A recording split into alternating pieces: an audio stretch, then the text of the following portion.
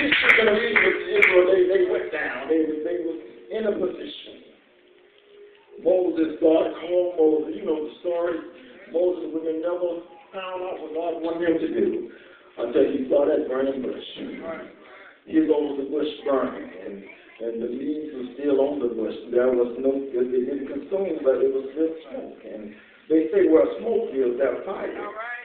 Well, I can tell you that it's not fire in the time when smoke is. Why? Because Moses was in a situation where there was some smoke, but the tree was still there. God does things in our life in order to get our attention. Well, it seemed like there was some trouble going on. God, turn it down just a little bit. When there was trouble, turn these off. You know? Well, there is smoke. Folks say there is fire, but I feel like, well, there is smoke, there is something that God is trying to do in our lives.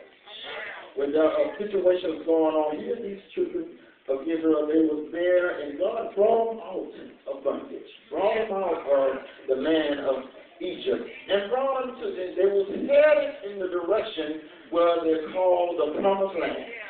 And a lot of times when God brings us out of, in other words, let me say it like this, brings us out of our comfort zone. There are some comfort zones that we just don't want to get rid of. Come on, somebody. On Tuesday night in the English class, I don't want to come because I'm used to relaxing on Tuesday night.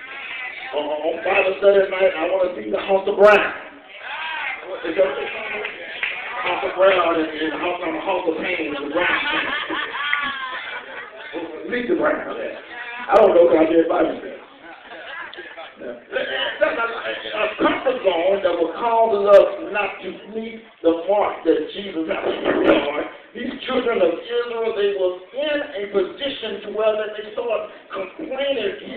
In this fourth verse, they was on their joint from not harmed by the way of the Red Sea. Can you remember how, if you heard the story, how God he split the Red Sea and allowed them to walk on dry ground? Can you imagine a wall of water? You see fishes going and the wells are going, and you can see it while you just going. And then while you are just relaxing and you see the miracles of God, your enemy is after you. And while your enemy is running behind you, God destroy your enemy. See, a lot of times, with the things that hold us down the most is what we worry about what other folks say. Come on, somebody. Worried about what other folks. Listen, you ought to look at somebody and say, I don't care. I don't care about what folks say I did. I don't care about what somebody say I used to do. My used to days, it don't have